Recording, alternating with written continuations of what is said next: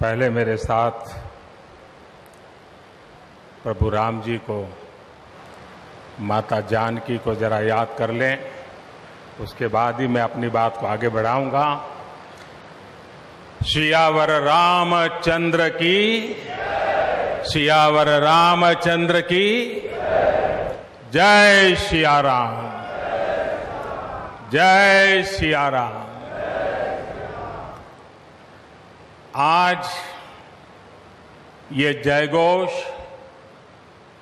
सिर्फ सियाराम की नगरी में ही नहीं सुनाई दे रहा, बल्कि इसकी गूंज पूरे विश्व भर में है।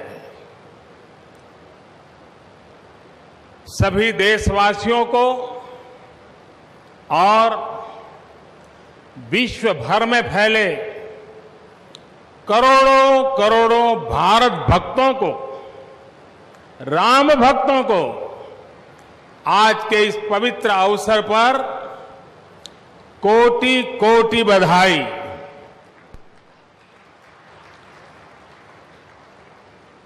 मंच पर विराजमान उत्तर प्रदेश के ऊर्जावान, यशस्वी, लोकप्रिय मुख्यमंत्री श्रीमान आदित्य योगीनाथ जी,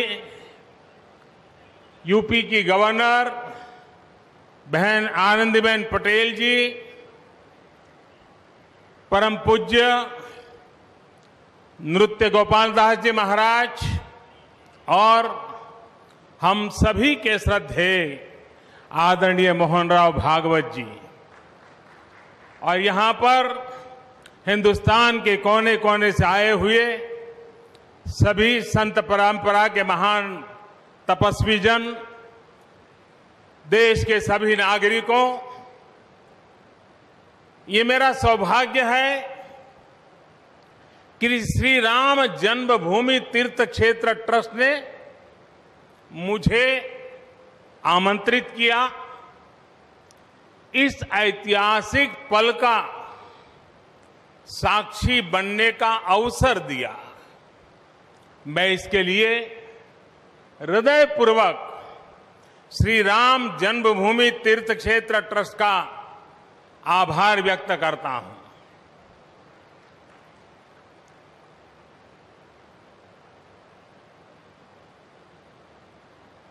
और आना बड़ा स्वाभाविक भी था, क्योंकि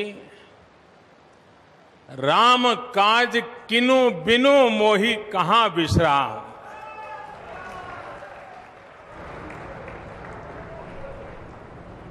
भारत आज भगवान भास्कर के सानिध्य में सरयू के किनारे एक स्वर्णिम अध्याय रच रहा है।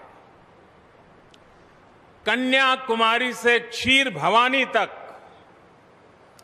कोटेश्वर से कामाख्या तक, जगन्नाथ से केदारनाथ तक, सोमनाथ से काशी विश्वनाथ तक, समेत शिखर से श्रवण बेलगोला तक, बोध गया से सारनाथ तक, अमृतसर साहब से पटना साहिब तक, अंडमान से अजमेर तक, लक्षद्वीप से लेह तक, आज पूरा भारत राममय है। पूरा देश रोमांचित है, हर मन दीपमय है। आज पूरा भारत भावुक है। सदियों का इंतजार आज समाप्त हो रहा है। बरसों से टाट और टेंट के नीचे रहे हमारे रामलला के लिए अब एक भव्य मंदिर का निर्माण होगा। टूटना और फिर उठ खड़ा होना सदियों से चल रहे इस व्यतिक्रम से राम जन्मभूमि आज मुक्त हुई है। मेरे साथ एक बार फिर बोलिए, जय सिया राम, जय सिया राम। साथियों, हमारे स्वतंत्रता आंदोलन के समय कई पीढ़ियों ने अपना सब कुछ समर्पित कर दिया था। गुलामी के कालखंड में कोई ऐसा समय नहीं था जब आजादी के लिए आंदोलन न चला हो। देश का कोई भूभाग ऐसा नहीं था जहां आजादी के लिए बलिदान न दिया गया हो। 15 अगस्त का दिन उस अथाह तप का, लाखों बलिदानों का प्रतीक है। स्वतंत्रता की उस उत्कंठ इच्छा, उस भावना का प्रतीक है। ठीक उसी तरह राम मंदिर के लिए कई सदियों तक, कई पीढ़ियों ने अखंड, अविरत एक निष्ठ प्रयास किया है।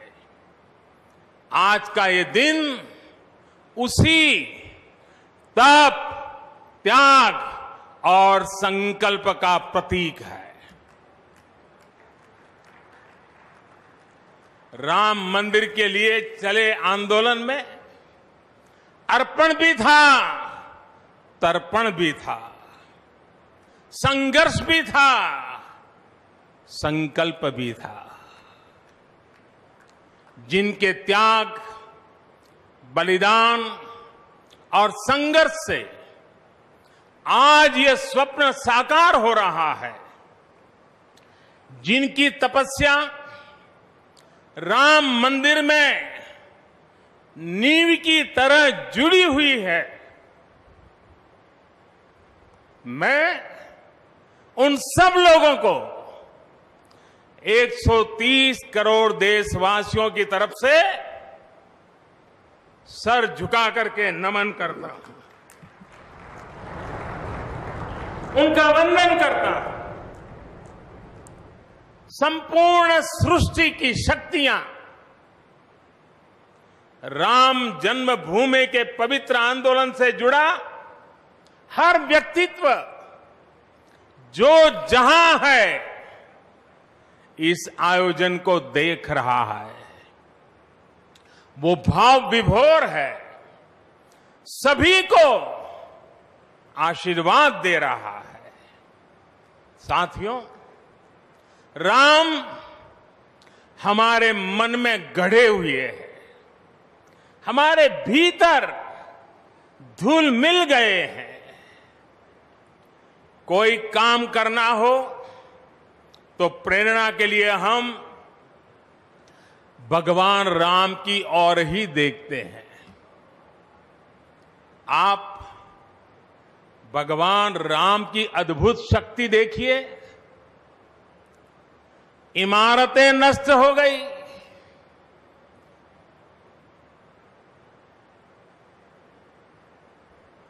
क्या कुछ नहीं हुआ? अस्तित्व मिटाने का हर कोई प्रयास हुआ, बहुत हुआ, लेकिन राम आज भी हमारे मन में बसे हैं। इसी आलोक में अयोध्या में राम जन्मभूमि पर श्री राम के इस भव्य दिव्य मंदिर के लिए आज भूमि पूजन हुआ है। यहां आने से पहले मैंने हनुमानगढ़ी का दर्शन किया। राम के सब काम हनुमान ही तो करते हैं। राम के आदर्शों की कलयुग में रक्षा करने की जिम्मेदारी भी हनुमान जी की ही है। हनुमान जी के आशीर्वाद से श्री राम मंदिर भूमि पूजन का आयोजन शुरू हुआ है।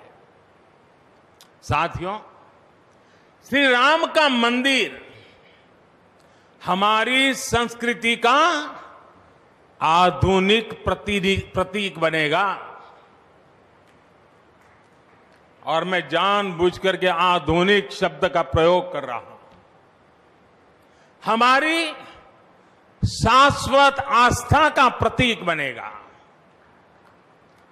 हमारी राष्ट्रीय भावना का प्रतीक बनेगा। और यह मंदिर करोड़ों करोड़ लोगों की सामूहिक संकल्प शक्ति का भी प्रतीक बनेगा। यह मंदिर आने वाली पीढ़ियों को आस्था, श्रद्धा और संकल्प की प्रेरणा देता रहेगा। इस मंदिर के बनने के बाद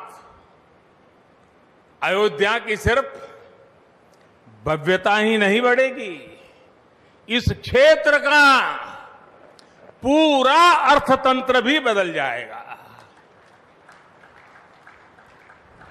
यहां हर क्षेत्र में नए अवसर बनेंगे, हर क्षेत्र में अवसर बढ़ेंगे।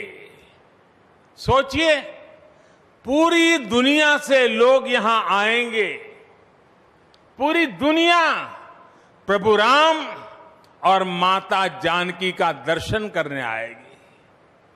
कितना कुछ बदल जाएगा यहां। साथियों, राम मंदिर के निर्माण की यह प्रक्रिया राष्ट्र को जोड़ने का उपक्रम है। यह महोत्सव है विश्वास को विद्यमान से जोड़ने का, नर को नारायण से जोड़ने का, लोक को आस्था से जोड़ने का, वर्तमान को अतीत से जोड़ने का और स्व को संस्कार से जोड़ने का। आज के इस ऐतिहासिक पल युगों युगों तक, दिग दिगंत तक भारत की कीर्ति पताका फहराते रहेंगे। आज का ये दिन करोड़ों राम भक्तों के संकल्प की सत्यता का प्रमाण है। आज का ये दिन सत्य, अहिंसा, आस्था और बलिदान को न्याय प्रिय भारत की एक अनुपम भेंट है। कोरोना से बनी स्थितियों के कारण भूमि पूजन का ये कार्यक्रम अनेक मर्यादाओं के बीच हो रहा है। श्री राम के काम में मर्यादा का जैसा उदाहरण प्रस्तुत किया जाना चाहिए, देश ने वैसा ही उदाहरण प्रस्तुत किया है। इसी मर्यादा का अनुभव हमने तब भी किया था जब मानवीय सर्वोच्च न्यायालय ने अपना ऐतिहासिक फैसला सुनाया था। जिस तरह गिलहरी से लेकर वानर और केवट से लेकर वनवासी बंधुओं को भगवान राम के विजय का माध्यम बनने का सौभाग्य मिला, जिस तरह छोटे छोटे ग्वालों ने भगवान श्री कृष्ण द्वारा गोवर्धन पर्वत उठाने में बड़ी भूमिका निभाई, जिस तरह मावड़े छत्रपति वीर शिवाजी की स्वराज स्थापना के निमित्त बने, जिस तरह गरीब, पिछड़े, विदेशी आक्रांताओं के साथ लड़ाई में महाराजा सुहेल देव के संबल बने, जिस तरह दलितों, पिछड़ों, आदिवासियों, समाज के हर वर्ग ने आजादी की लड़ाई में गांधी जी को सहयोग दिया, उसी तरह आज देश भर के लोगों के सहयोग से राम मंदिर निर्माण का ये पुण्य कार्य प्रारंभ हुआ है। हम जानते हैं, जैसे पत्थरों पर श्री राम लिखकर राम सेतु बनाया गया, वैसे ही घर घर से, गांव गांव से श्रद्धापूर्वक पूजी शिलाएं यहां ऊर्जा का स्रोत बन गई है। देश भर के धामों और मंदिरों से लाई गई मिट्टी और नदियों का पवित्र जल वहां के लोगों की, वहां की संस्कृति और वहां की भावनाएं आज यहां की एक अमोघ शक्ति बन गई है। वाकई ये न भूतो न भविष्यति है।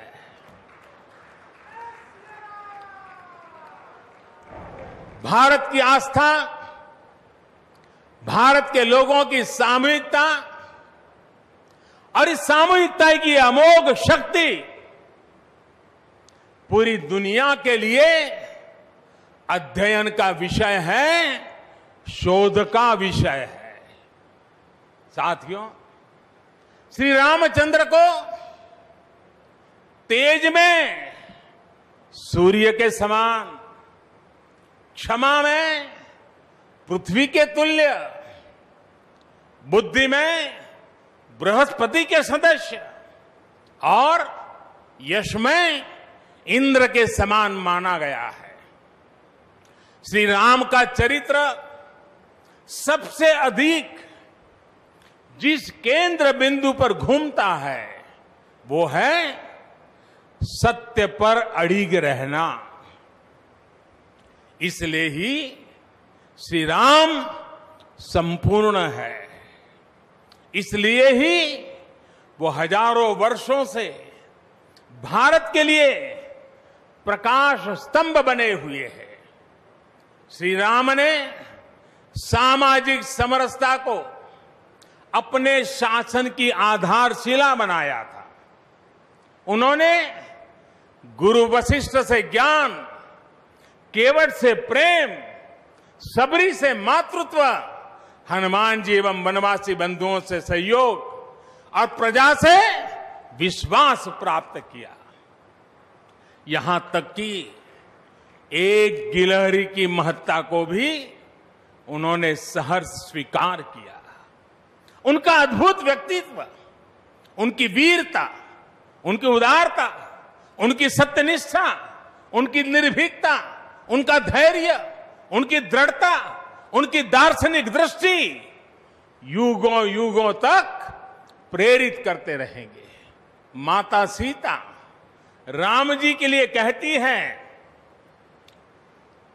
दीन दयाल बिरिदु संभारी, यानी जो दीन है, जो दुखी हैं, उनकी बिगड़ी बनाने वाले श्री राम है। साथियों, जीवन का ऐसा कोई पहलू नहीं है जहां हमारे राम प्रेरणा न देते हो। भारत की ऐसी कोई भावना नहीं है जिसमें प्रभु राम झलकते न हो। भारत की आस्था में राम है, भारत के आदर्शों में राम है, भारत की दिव्यता में राम है, भारत के दर्शन में राम है। हजारों साल पहले वाल्मीकि रामायण, जो राम प्राचीन भारत का प्रदर्शन कर रहे थे, जो राम मध्य युग में तुलसी, कबीर और नानक के जरिए भारत को बल दे रहे थे, वही राम आजादी की लड़ाई के समय बापू के भजनों में अहिंसा और सत्याग्रह के शक्ति बनकर मौजूद थे। तुलसी के राम सगुण राम है, तो नानक और कबीर के राम निर्गुण राम है।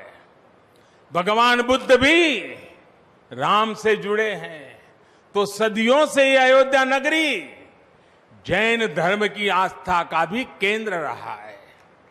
राम की यही सर्वव्यापकता भारत की विविधता में एकता का जीवन चरित्र है।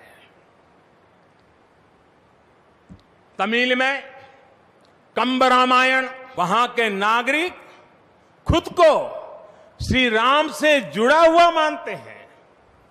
विश्व की सर्वाधिक मुस्लिम जनसंख्या जिस देश में है वो है इंडोनेशिया। वहां हमारे देश की तरह काकाविन रामायण, स्वर्णदीप रामायण, योगेश्वर रामायण जैसी कई अनूठी रामायण है। राम आज भी वहां पूजनीय है। कंबोडिया में रमकेर रामायण है, लाओ में फ्रालाब रामायण है, मलेशिया में हिकायत शेरी राम, तो थाईलैंड में रामाकेन है। आपको ईरान और चीन में भी राम के प्रसंग तथा राम कथाओं का विवरण मिलेगा।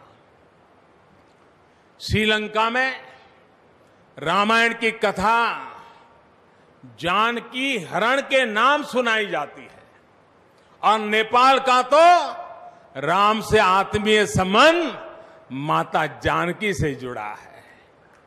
ऐसे ही दुनिया के और न जाने कितने देश हैं, कितने छोर हैं, जहां की आस्था में या अतीत में राम किसी न किसी रूप में रचे बसे हैं। आज भी भारत के बाहर दर्जनों ऐसे देश हैं जहां वहां की भाषा में राम कथा आज भी प्रचलित है। मुझे विश्वास है कि आज इन देशों में भी करोड़ों लोगों को राम मंदिर के निर्माण का काम शुरू होने से बहुत सुखद अनुभूति हो रही होगी। आखिरकार राम सबके हैं, राम सब में है।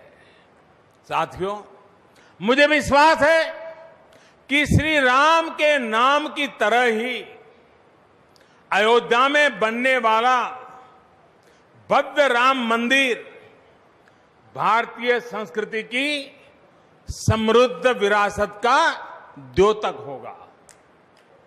राम मंदिर का संदेश हमारी हजारों सालों की परंपरा का संदेश कैसे पूरे विश्व तक निरंतर पहुंचे, कैसे हमारे ज्ञान, हमारी जीवन दृष्टि से विश्व परिचित हो, ये हमारी वर्तमान और हमारी भावी पीढ़ियों की विशेष जिम्मेदारी है। भारत आज आगे बढ़ रहा है। साथियों, प्रभु श्री राम ने हमें कर्तव्य पालन की सीख दी है। अपने कर्तव्यों को कैसे निभाएं, इसकी सीख दी है। देश आगे बढ़ेगा। भगवान राम का ये मंदिर युगों युगों तक मानवता को प्रेरणा देता रहेगा, मार्गदर्शन करता रहेगा।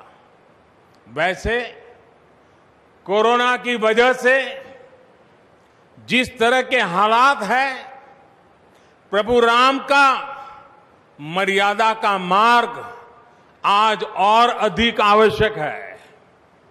वर्तमान की मर्यादा है 2 गज की दूरी, मास्क है जरूरी।